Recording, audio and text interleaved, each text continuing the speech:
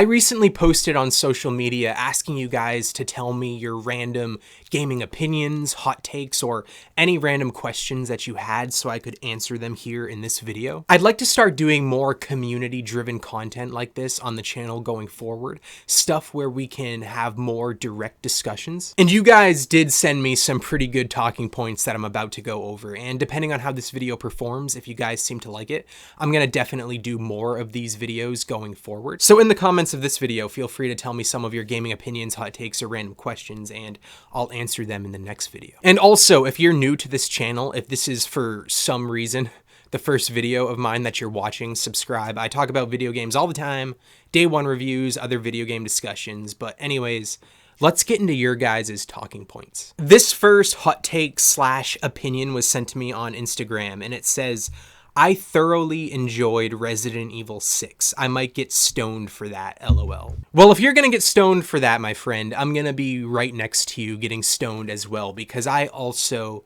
really enjoy Resident Evil 6, and I've never hated this game, even when it came out in 2012 or 13, whatever year it was. I actually think that Resident Evil 6 gets better and better and better each time that I play through it, but when it came out, again, I didn't hate it, but I didn't love it, and I understand completely why a lot of the Resident Evil fan base did not like Resident Evil 6, because it was an undeniable turning point in the franchise. Obviously, Resident Evil 4 was a beloved game, but it introduced all of the action elements into the series. And then Resident Evil 5 was even more actiony. And then Resident Evil 6 was the most actiony action that an action game could possibly be. And people didn't want that. I didn't want that. I still thought the game was good in its own merits for the most part, but it's not what I wanted for the Resident Evil franchise. It's not really what anyone wanted for the Resident Evil franchise. And you can't really deny that when this game came out, it was kind of the tipping point of the franchise becoming bad. Bad for quite a few years. Resident Evil Operation Raccoon City was not the best game. Obviously, things like Umbrella Corps weren't the best games either, but even games that were kind of good in that time period, or really good in my opinion in that time period, like Resident Evil Revelations and Resident Evil Revelations 2, you can't deny that those games were kind of cheaply made and not up to the standards that Resident Evil should be, technically speaking. And even though they did lean more into horror, they felt and the pacing was more like an action game. But ever since Resident Evil 7 Biohazard came out, the franchise has gotten back to its roots, and every game that they've released since Biohazard has just been phenomenal. It's been banger after banger after banger. And now that the Resident Evil franchise is in a safe place, I think a lot of people can or should go back to Resident Evil 6, and I think you'd be able to enjoy it for what it was and what it is. Kind of the climax of the franchise at that time, a story that spanned the whole globe and had pretty much every main character involved in it, with a pretty decent story. I'm not gonna lie, I think the story in Resident Evil 6 is one of the most thoroughly entertaining. But now that this game doesn't necessarily represent what the franchise is going to be, now again, I know I sound like a broken record, but now that the franchise is in a safe spot, if you haven't yet, I think you should go back to Resident Evil 6, and I think you might find it's not as bad as a lot of people thought it was then. This one says, I think the Silent Hill 2 remake is going to fail. Nothing about it looks good to me, bad art design, and clunky combat. Obviously, if you look at me right now, I kind of look like a Silent Hill 2 walking advertisement. I absolutely love the Silent Hill franchise. Silent Hill 2 is probably my favorite survival horror game of all time. This and Resident Evil 4 are definitely my 1 and 2 top survival horror games of all time. I've talked about the Silent Hill 2 remake quite a bit on this channel. Specifically way back when it was first announced. I did like a top 5 things the remake needs to do. I did a should the Silent Hill franchise have stayed dead. Back then, I was very skeptical about the remake, but then I saw the first gameplay trailer, and that gameplay trailer really won me over, so much so that I am now incredibly hyped for the Silent Hill 2 remake. Honestly, it might be the most hyped the most excited that I've ever been in my life for a new video game. I'm gonna talk about it extensively on this channel when it releases, but I kind of see where you're coming from. The combat, from what I saw, the little bits that I saw, again, I only watched that first gameplay reveal trailer. After that, I didn't consume, and I'm still not consuming any more trailers, any more gameplay. I want to go into the game as blind as I possibly can. But I still kind of see what you mean. The combat does look a little clunky, especially when you compare it to things like Alan Wake 2 and obviously the Resident Evil remakes. But in my opinion, I think Silent Hill needs to have clunky combat for the most part. I think it really adds to the immersion. I think it really adds to the tension.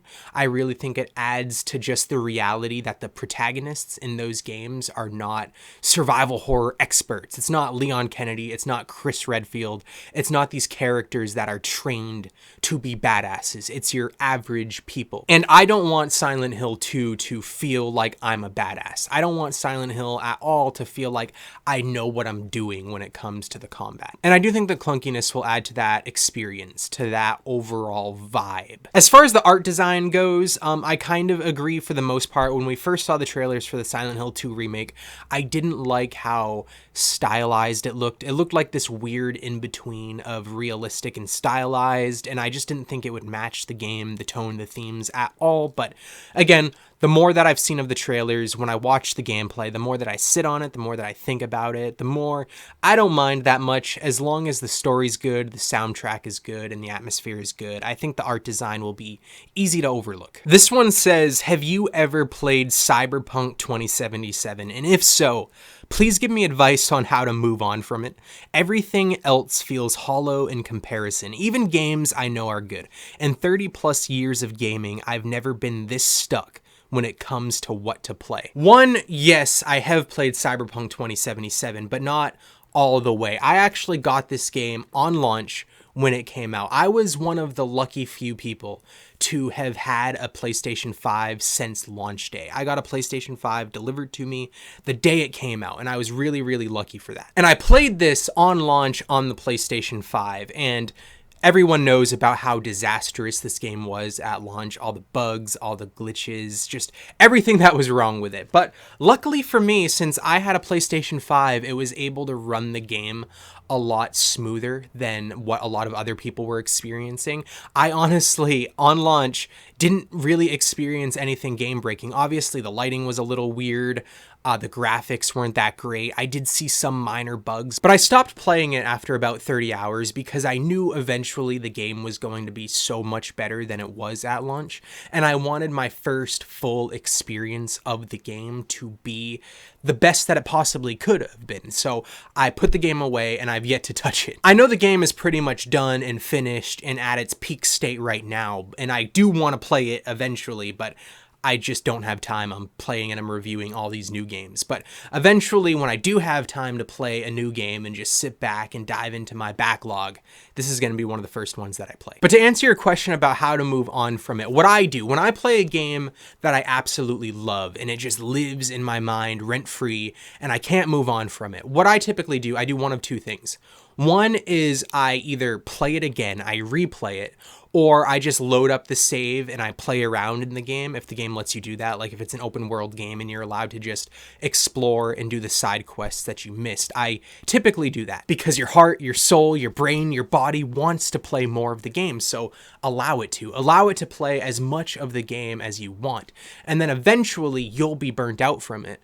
And when you do get burnt out from it, you'll want to move on. And when you get to the point where you actually want to move on, it'll make the next game you play seem that much more refreshing. But if you don't want to do that, another thing that I do is I completely do like a complete 180 and I play something that's completely different, so you're not directly comparing a game to the game that you love. So for example, you clearly really loved Cyberpunk 2077 and you had a lot of fun with it. So my other recommendation would be to not play another open world RPG with side quests and a really good story, because if you do, again, you're going to be directly comparing it to Cyberpunk, which might make the game seem a lot worse in comparison. So you could try playing something completely different, like a survival horror game or a game on the Nintendo Switch or a PvP focused multiplayer game, something that's just completely different so you can't really compare. This next question isn't about gaming, it's more of an off-topic one, but I don't mind answering off-topic questions. It says, what are some of your favorite metal bands? Are there some metal subgenres you listen to more than others?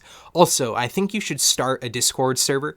That might be a great way to do some more community-driven content. So for metal music, I used to absolutely love metal music. It used to be the genre that I listened to the most, specifically in middle school and early on in high school. I don't really listen to metal that much anymore. It's not my go-to genre. I have to be in a very specific mood to listen to metal music. A lot of metal bands that I liked back in the day, I just don't really care for much anymore, honestly. It vibed with me then, but it doesn't vibe with me now. There are very few metal bands for me that have stood the test of time that I was a fan of then and I continue to be a fan of now. Like, I used to love Slipknot. I don't really listen to Slipknot anymore. I used to love Korn. I don't really listen to Korn anymore. And when it comes to the subgenre thing, I've never been a person to really look too deep into subgenres and to really categorize things that I like. That's not just for music, by the way. That's for games, movies, books as well. But I've never been more into one subgenre than another. If I just like the music, I listen to it. So some of the bands that I mentioned now, you might not even consider metal. A lot of people might not consider metal. I'm sure a lot of people would scoff at me for referring to these bands as metal, but they're the bands that are the closest to the genre that I still listen to. But I really love Tool. They're one of my favorite bands of all time. Ghost, another band that I absolutely love. Obviously, I'm sure metal elitists would want to wring my neck for calling those bands metal, but again, they're the bands that are the closest to metal that I actively listen to right now, that I still really like. But that's just the metal taste that I have. My music genre varies a lot. I like stuff from practically every genre. My favorite musical artist of all time and the artist I listen to the most is Bob Dylan. This next one just says, Elden Ring is overrated. I have played Elden Ring. I have not beaten it. I'm about 25 to 30 hours in this game, and I'm not even through the first castle yet. The reason why it's taking me so long to beat this game is because this is the game that I'm playing in my me time. Whenever I'm not playing a game for this channel, like a new game to do a review on, or a classic game to do a video on, I'm playing Elden Ring. And again, I gotta be honest, like I said, I've barely scratched the surface of this game, but from my perspective and my opinion, from what I've experienced in this game so far, it's one of my favorite games of all time, and I think it absolutely lives up to the hype, and I don't really think it's overrated at all. From the soundtrack, to the art design, to the exploration, to just the tone and the vibe of the game, I am in love with it. I can tell you confidently right now that it's probably gonna be a top 5 game of all time for me by the time I beat it. But yeah, that's it for this video. Thank you for the talking points. If you guys enjoyed this video, let me know in the comments, and if enough people like it, I'll do it again. And if I do it again, I'll post on social media again to ask you guys to send me questions. But also, like I said in the intro of this video, leave some questions or hot takes or opinions in the comments of this video, and again, I'll answer them in the next video. Next review is for Until Dawn Remake, and of course, Silent Hill 2, which I absolutely cannot wait for. But anyways, thank you for watching, especially if you watched this far, and I'll see you guys in the next video.